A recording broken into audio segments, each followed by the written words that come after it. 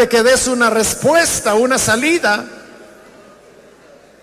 y que respondas a cada necesidad, porque tú eres Dios de bondad, Dios de misericordia.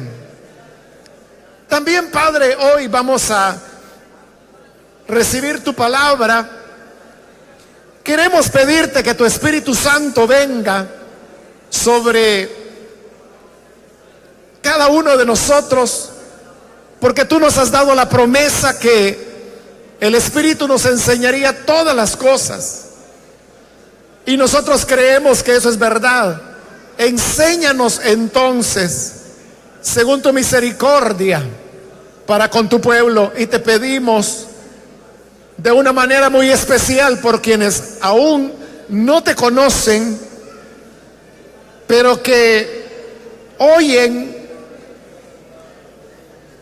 escucharán esta palabra. A través de ella, rescátales, produce en ellos el nuevo nacimiento, para que sean salvados el día de hoy. En el nombre de Jesús, nuestro Señor. Amén. Abramos, hermanos, la palabra de Dios. En esta ocasión vamos a leer en la carta a los Romanos. Busquemos el capítulo número 5,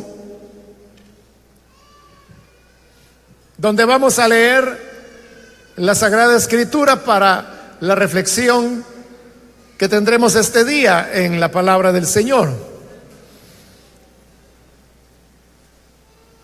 Dice la carta a los Romanos, capítulo número 5, versículo número 12 en adelante: por tanto, como el pecado entró en el mundo por un hombre, y por el pecado la muerte, así la muerte pasó a todos los hombres, por cuanto todos pecaron. Pues antes de la ley había pecado en el mundo, pero donde no hay ley, no se inculpa de pecado.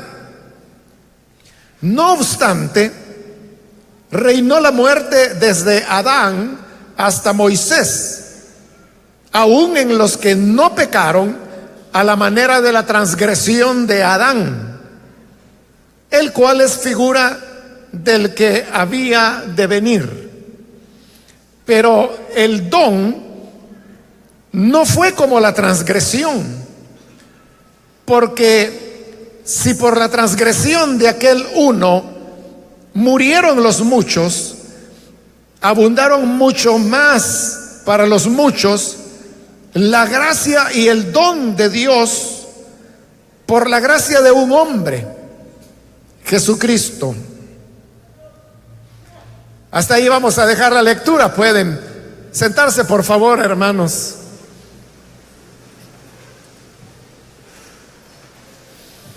En esta oportunidad hemos leído de esta carta que Pablo escribió a la iglesia en Roma, y es una carta que Pablo utiliza para desarrollar un único tema, y el tema que él está desarrollando es el de la salvación, o como él lo dice, la justificación, que es por medio de la fe.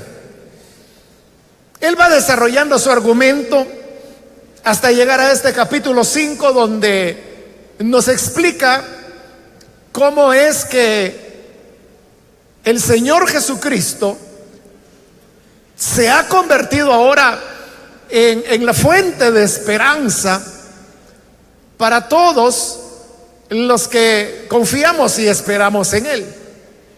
En primer lugar, dice el versículo 12 que el pecado entró en el mundo por un hombre. Con estas palabras, Pablo está haciendo referencia a la narración que encontramos en el libro de Génesis, donde se nos cuenta cómo Dios En el principio creó los cielos y la tierra, y luego preparó el planeta en el cual nos encontramos, acondicionándolo para que la vida pudiera existir en él. Dios creó los océanos, la atmósfera, creó las plantas, todo el reino vegetal, y luego también creó el reino animal. Y como corona de la creación, cuando ya todas las condiciones estaban preparadas, creó al hombre y lo colocó en el jardín, en Edén. Luego forma a la mujer, y así es como tenemos la primera pareja que Dios colocó en el planeta. Y como lo dice la Escritura, que cuando Dios creó al hombre, varón y hembra los hizo, hombre y mujer. En esa condición no existía el pecado en el planeta. El hombre gozaba de vida eterna.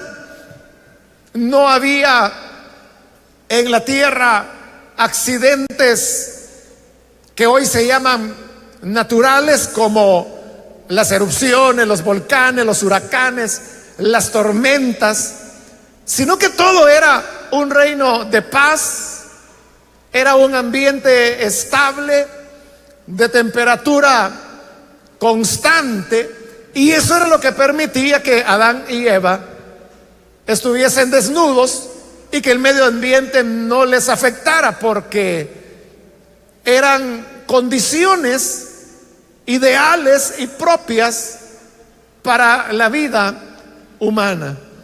Sin embargo, sabemos que Satanás era astuto, dice la Escritura, y él se presentó a través de la serpiente, y en primer lugar le habló a la mujer, a Eva, a la cual la engañó, y engañándola la movió a que comiese del árbol del conocimiento del bien y del mal, del cual Dios había dicho que no se debía comer. Y luego la mujer le dio al hombre, es decir, Adán, el cual también comió. La Biblia no dice que Adán haya sido engañado, como si fue engañada la mujer.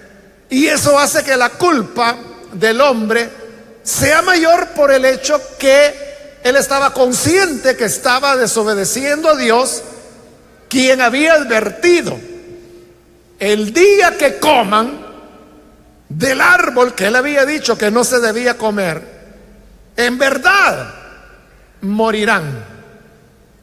Cuando el ser humano come del árbol prohibido, ellos estaban actuando en desobediencia a la voluntad de Dios.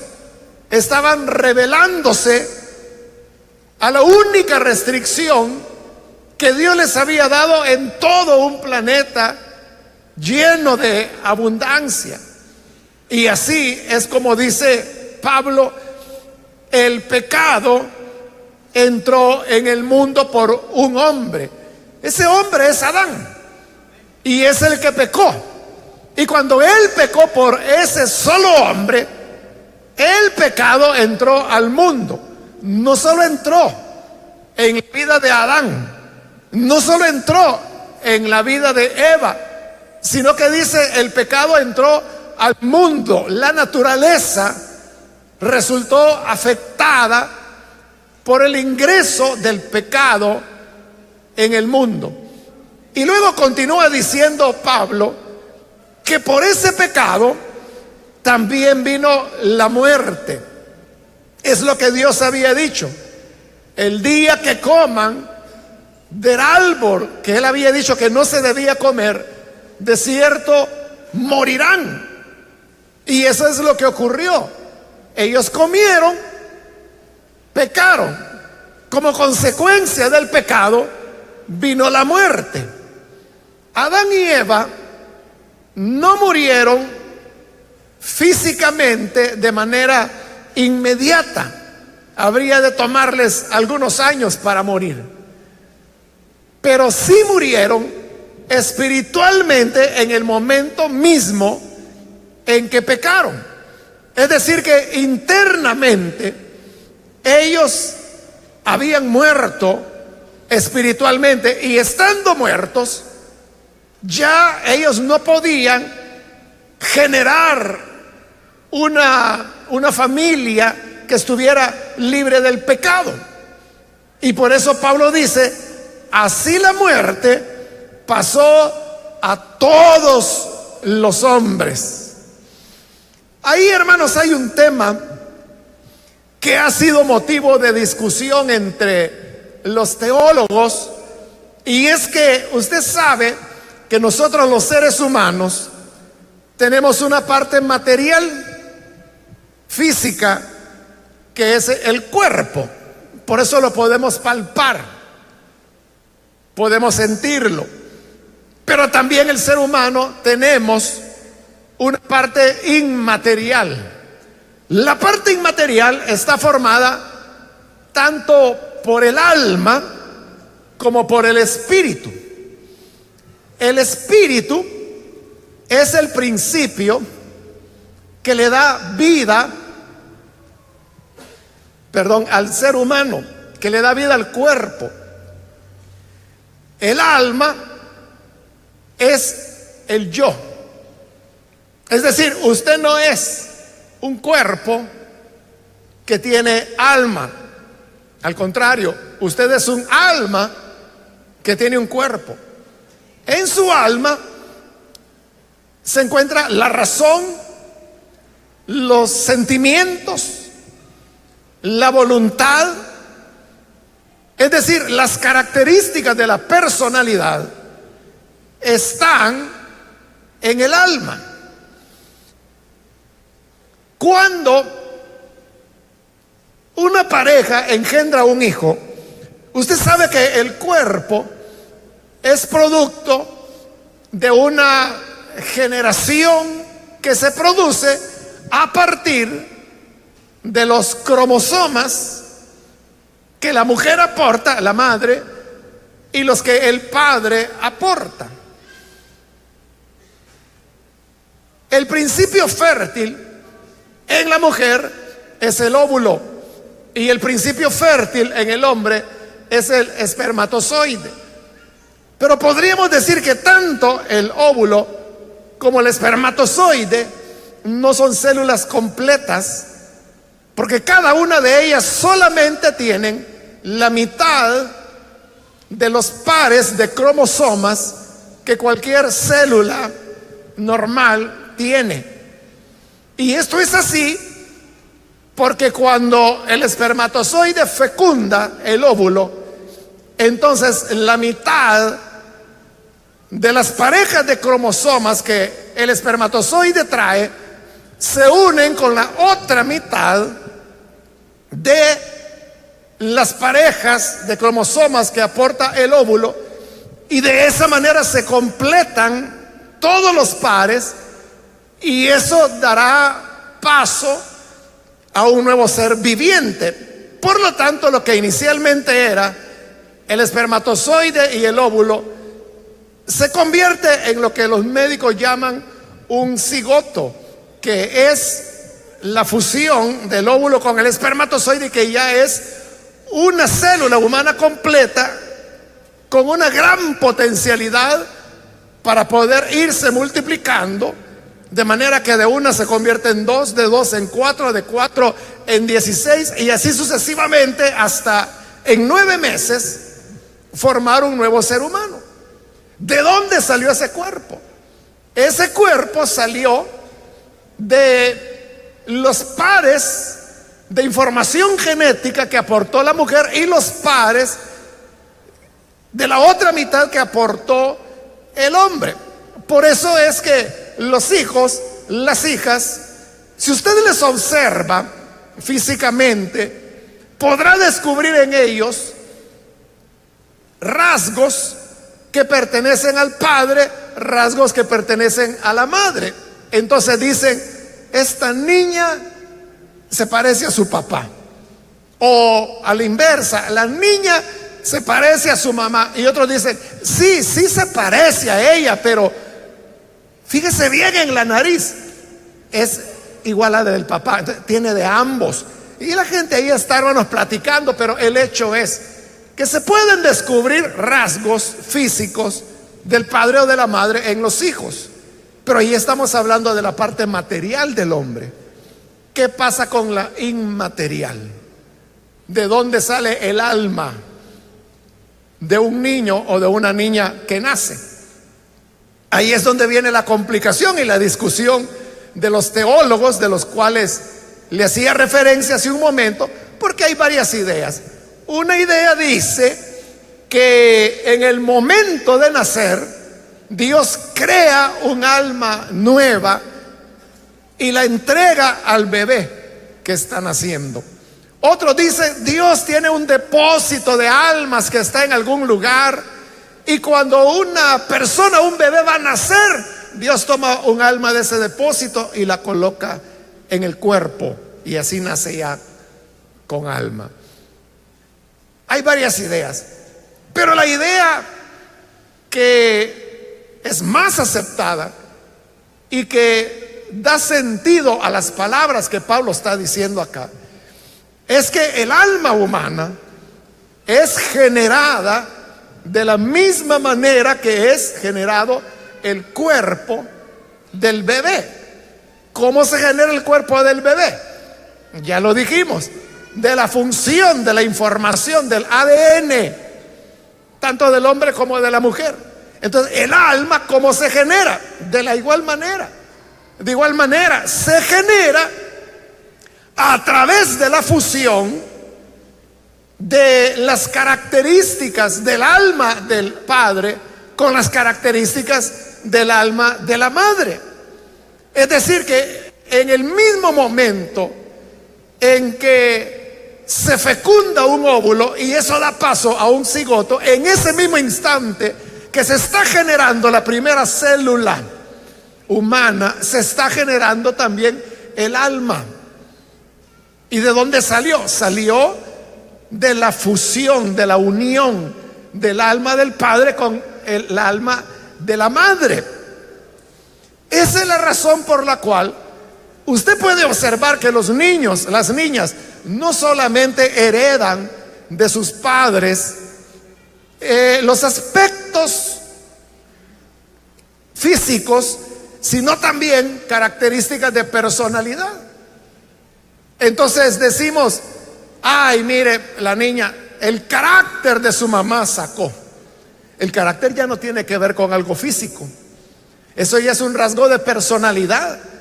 Y dijimos que el asiento de la personalidad es el alma. Y a veces sucede que es lo inverso. La niña saca la personalidad del padre. Pudiera ser un matrimonio, tiene dos niñas, digamos, y alguien dice, ah, no, la mayorcita sacó el genio de la mamá, pero la menor, ella sacó el genio del papá. Son cosas que se dan. Y a veces también se produce una mezcla en donde hay características de personalidad, de inteligencia, de virtudes, como por ejemplo las virtudes artísticas.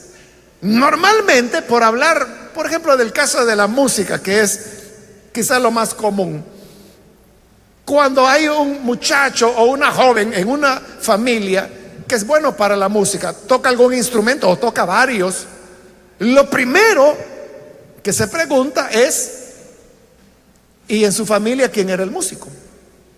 Y normalmente van a decir, ah, era mi abuelo, era mi papá. Entonces, siempre hay algún elemento que indica a que eso viene de otras personas, pero el talento para la música, el oído para la música, eso no tiene que ver con algo físico. Tiene que ver ya con una capacidad, una cualidad que pertenece a la personalidad. Entonces, ¿qué significa eso? Que de la misma manera que se transmite o se genera el cuerpo, se genera el alma del ser humano. Ahora, usted sabe que hay ciertas enfermedades que los médicos, por eso le llaman genéticas, porque vienen a través de la herencia. Un niño o una niña resulta que a muy corta edad tiene determinada enfermedad. Entonces vienen los padres, lo toman, le llevan al médico, el médico examina, diagnostica y dice: su hijo o su hija tiene tal o cual enfermedad. Vamos a examinar al padre o a la madre. Entonces le examina y dice: eso es lo que yo sospechaba. Mire, su hijo heredó esa enfermedad que él tiene, la heredó del padre. Hay enfermedades o hay lo que los médicos llaman propensiones.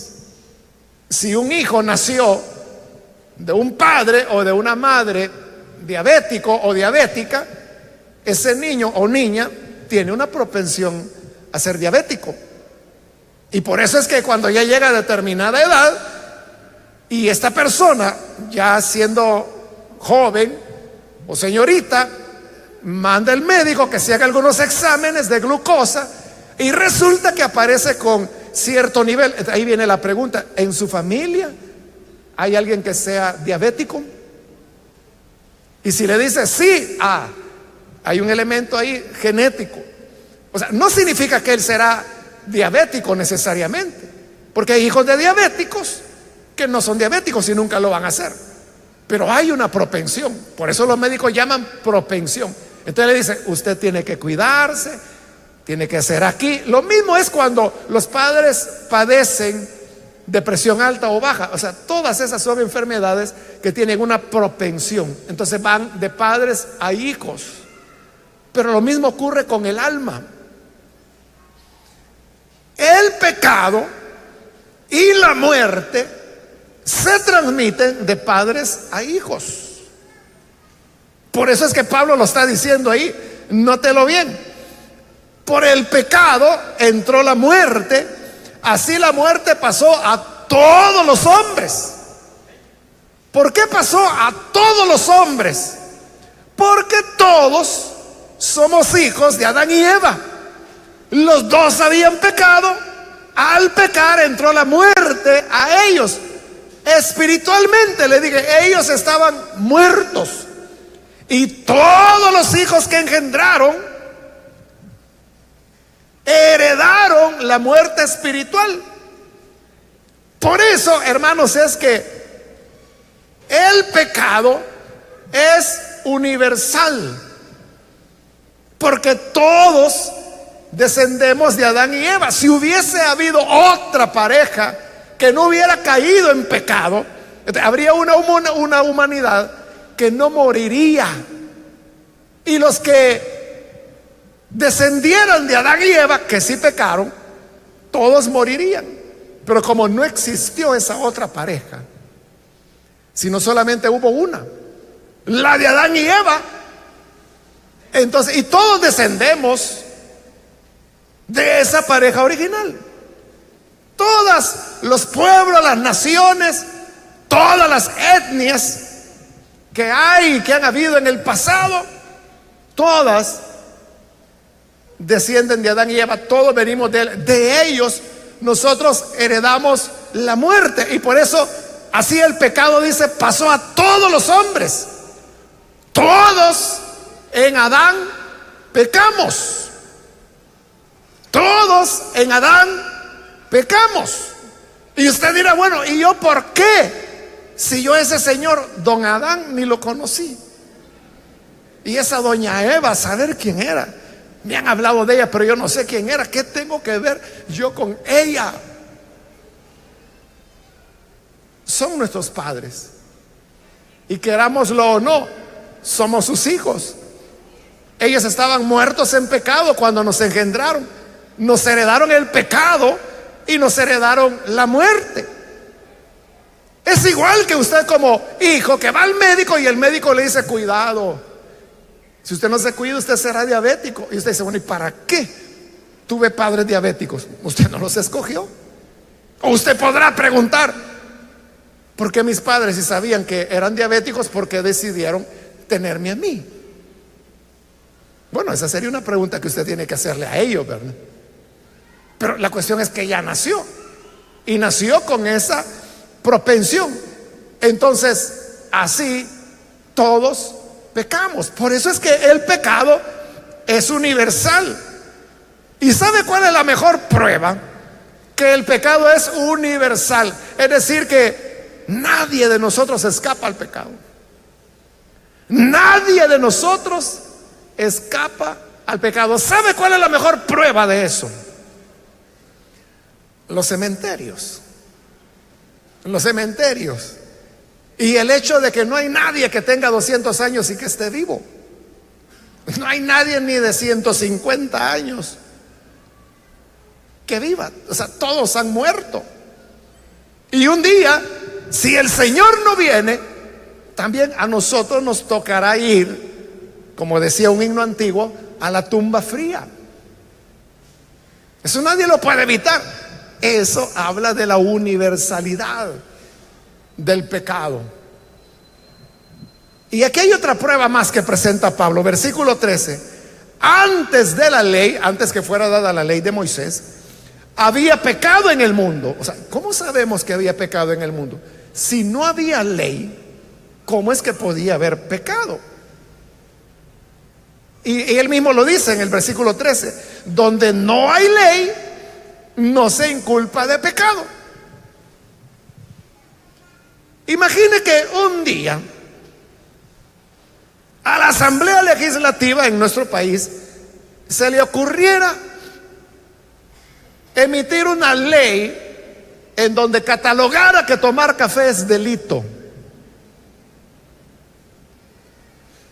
Mientras no exista tal ley, usted puede tomar todo el café que quiera y nadie le va a llevar a la cárcel por eso. Nadie le va a multar, la policía no le va a detener por andar tomando café, porque no hay ley que diga que eso es delito. Ahora, si la ley fuera elaborada y fuera promulgada y fuera sancionada por el presidente, entonces todo el que tome café comete un delito. Pero si no hay tal ley, no es delito tomar café. Eso es lo que Pablo está diciendo ahí. Donde no hay ley, no se puede inculpar de pecado. La ley de Moisés no había sido dada, por lo tanto no había una manera clara de poder definir qué es pecado y qué no es pecado. Cuando la gente pregunta, bueno, ¿y Abraham por qué tuvo 2 mujeres? Y cuando finalmente Sara se le muere, agarra una tercera. ¿A dónde decía que eso no se podía hacer? La ley no había sido dada. O Jacob, porque tuvo 4 mujeres. O sea, el único monógamo que hubo fue Isaac, que solo tuvo una esposa, que fue Rebeca, ¿no? Nada más. Pero de todos los patriarcas tuvieron más de una esposa. Entonces, ¿se les puede acusar de adulterio? No, porque no había ley que dijera que eso era adulterio. ¿Fue bueno lo que hicieron? No, no fue bueno, porque uno ve en sus vidas las duras consecuencias que hasta hoy en día se están pagando del error que ellos cometieron al tener más de una mujer. Pero no se les podía inculpar de pecado porque no había ley.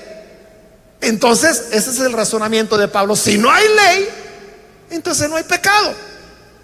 Y si no hay pecado, no tiene por qué haber muerte, porque la paga del pecado es muerte. Pero si no hay pecado, ¿por qué habrá muerte?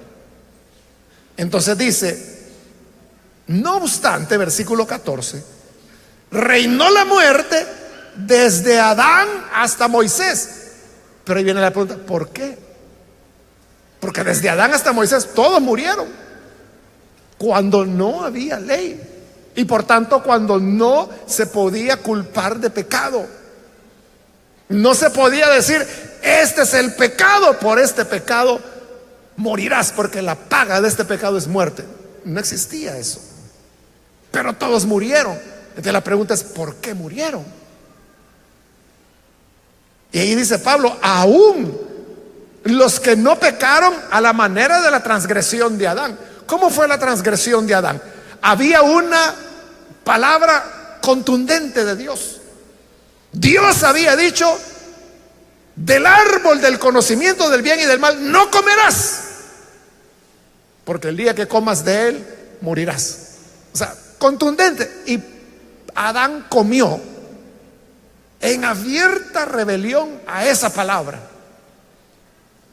Pero de Adán hasta Moisés no había una ley para que la gente pecara a la manera de Adán, en rebelión a esa ley, porque no existía.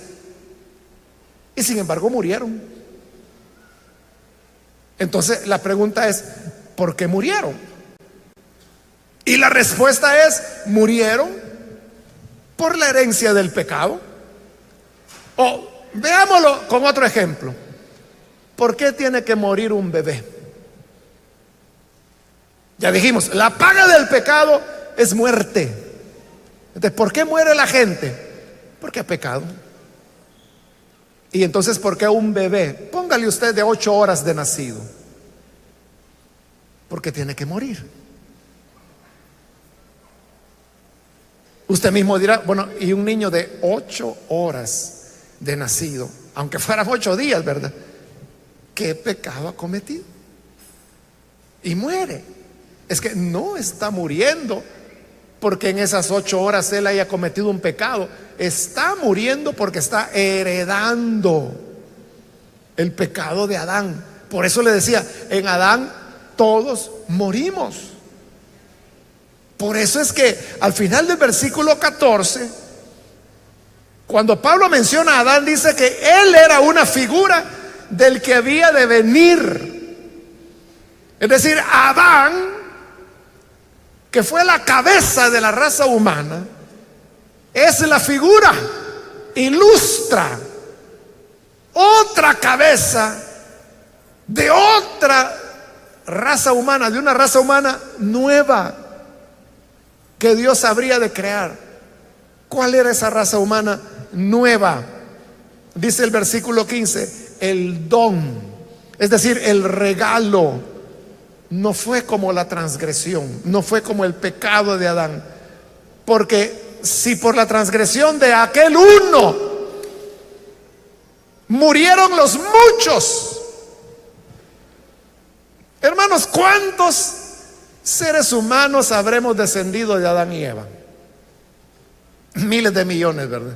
En este mismo momento, en el planeta Tierra hay más de 7,000 millones de seres humanos. En este momento estamos viviendo más de 7,000 millones de seres humanos en la tierra, ahora mismo los que estamos vivos.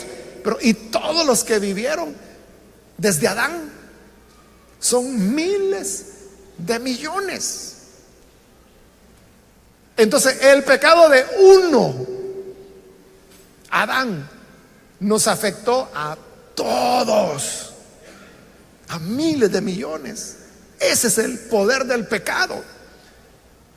Pero dice ahora el versículo 15, abundaron mucho más para los muchos la gracia y el don de Dios por la gracia de un hombre, Jesucristo.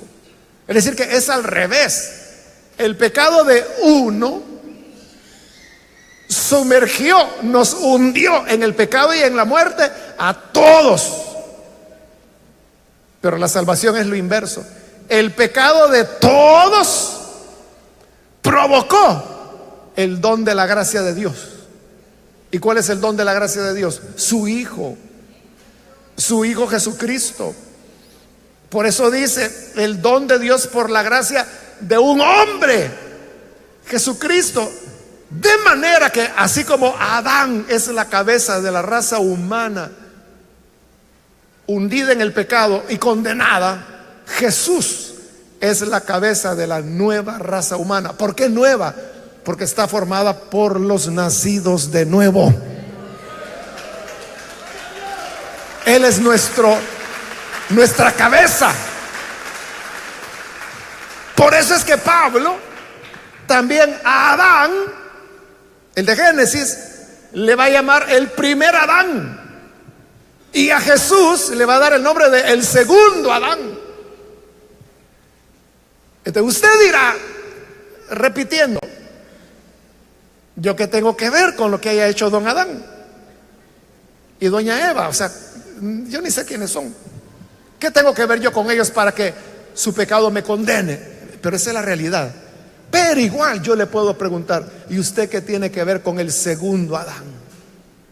Con Jesús, para que la muerte de él le dé vida. O sea, ni con el uno ni con el otro, ¿verdad? Eso es lo que se llama imputación. Se nos imputa el pecado de Adán. Pero la imputación no solamente es el aspecto negativo, que se nos imputa el pecado y la muerte. También tiene un lado positivo, y es que se nos imputa la vida y la salvación de Cristo Jesús. Precisamente porque es una imputación, es que Pablo está diciendo ahí en el versículo 15 que es el don de Dios por la gracia. Es decir, el regalo de Dios por la gracia. ¿Y qué es gracia? Es recibir algo que usted no merece, recibir algo que usted no se lo ha ganado. Es igual que así como usted no hizo nada para que la maldición de Adán le cayera en la cabeza, tampoco tenemos que hacer nada para que la bendición de Cristo nos caiga sobre la cabeza. Porque es un don de gracia, es un regalo de gracia. Y si es por gracia, no es por obras, no es por méritos, es por la misericordia que Dios tuvo de nosotros, que ahora libremente nos ofrece el perdón, nos ofrece la salvación, para que todo aquel que crea, es todo lo que Él pide, que creamos que esto es verdad, para que todo el que crea no se pierda, sino que tenga vida eterna. Por eso es por gracia. Por eso es que la Escritura dice que no es por obras, sino por gracia. Entonces, la salvación se recibe no por algo que nosotros hagamos, no porque la ganemos, no porque la retengamos. La tenemos gracias a lo que otro hizo. La tenemos gracias a lo que Jesús hizo. Cuando Él murió en la cruz del Calvario,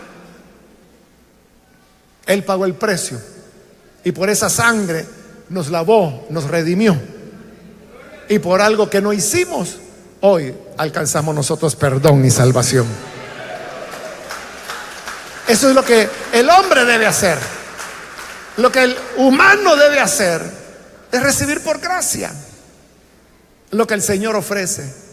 Y de esa manera tenemos perdón, un perdón y una vida y una salvación que no la construimos nosotros, no la ganamos nosotros, y no podemos hacer nada ni para recibirla, ni para retenerla, ni para cuidarla, ni para guardarla.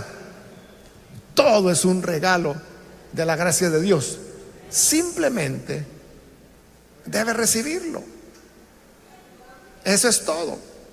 Siempre que hablo de esto, hermano, yo me recuerdo de mis primeros días en la vida cristiana. Le estoy hablando del año de 1975, hace 43 años.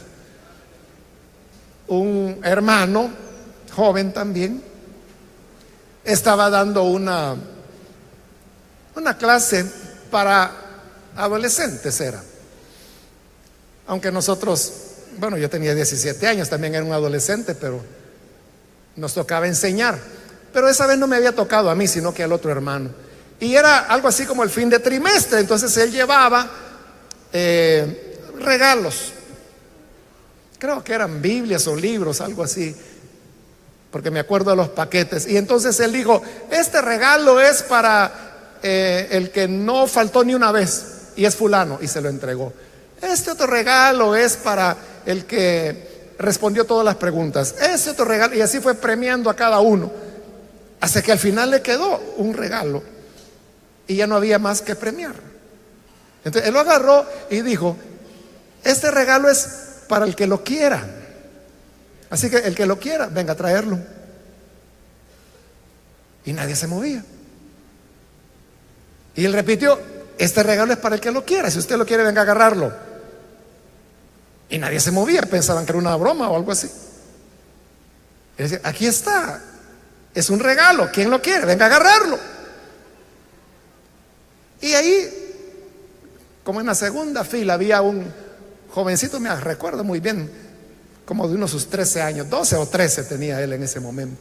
Así un poquito temeroso, se fue levantando y llegó y lo agarró. Gracias, varón, le dijo, y se fue a sentar de nuevo. Y eso era todo.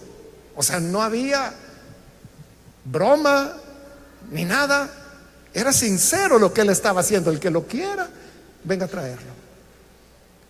Así es Dios. Así es Dios. Él dice, es gratis. El que quiera la salvación, aquí está, venga a traerlo. Es todo.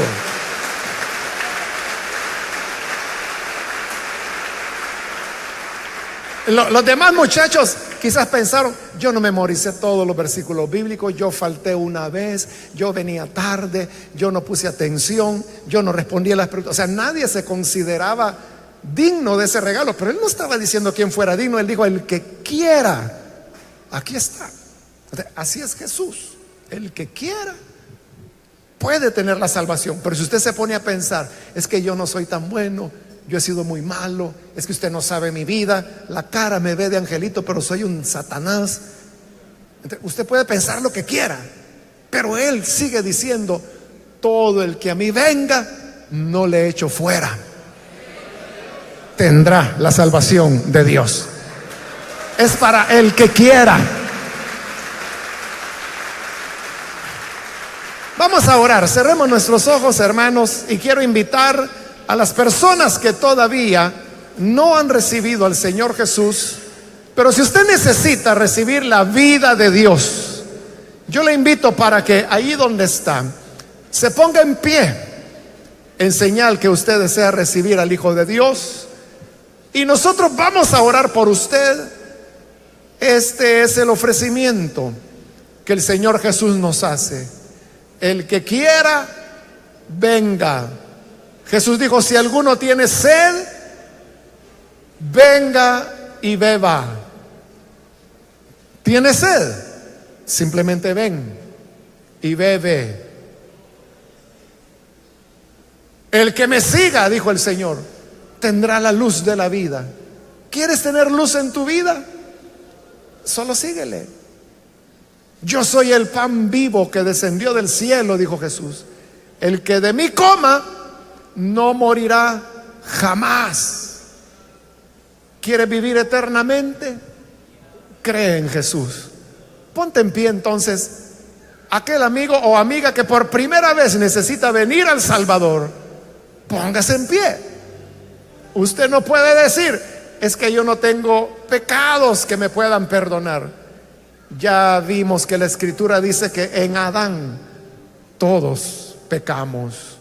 Por el pecado de un hombre, el pecado entró a todos, y así la muerte, porque todos pecamos.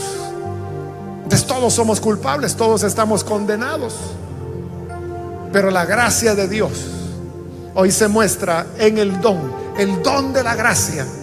Es que por el pecado de muchos, Cristo se ofreció para darnos perdón. ¿Quiere usted ahora venir? Póngase en pie. Venga, con toda confianza, vamos a orar. Póngase en pie. Venga para que la gracia del Señor le alcance y le dé vida. ¿Hay alguna persona, algún amigo o amiga que es primera vez que viene al Salvador? póngase en pie. O si hay hermanos que necesitan reconciliarse, también hoy es su oportunidad. Póngase en pie. Si se ha alejado del Señor, pero hoy necesita venir para reconciliarse, póngase en pie y vamos a orar.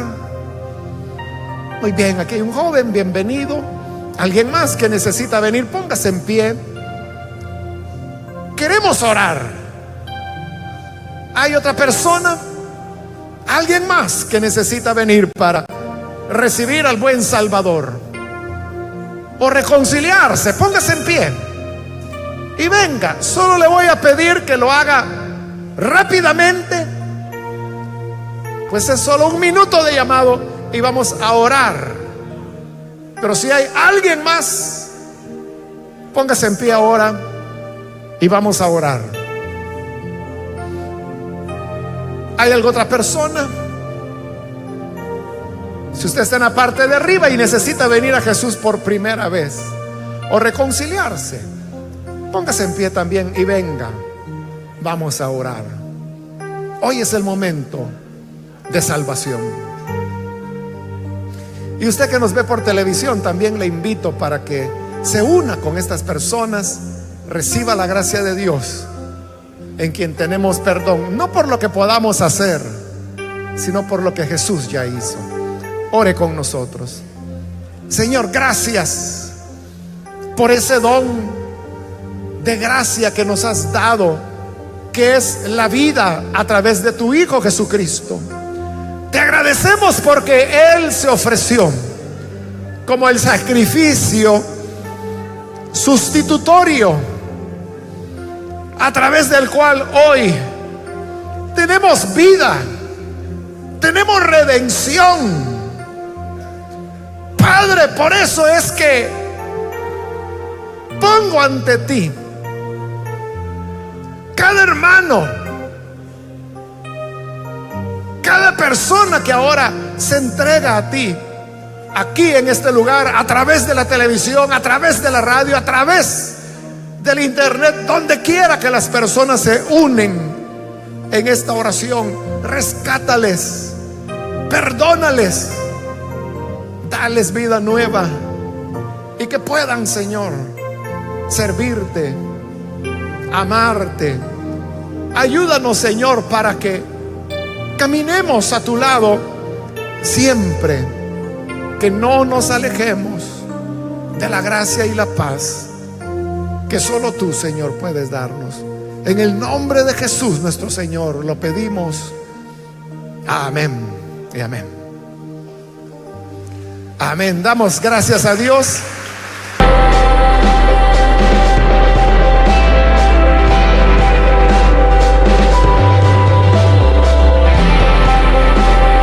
Si usted ha aceptado a Jesús como su Salvador, llámenos y oraremos por usted.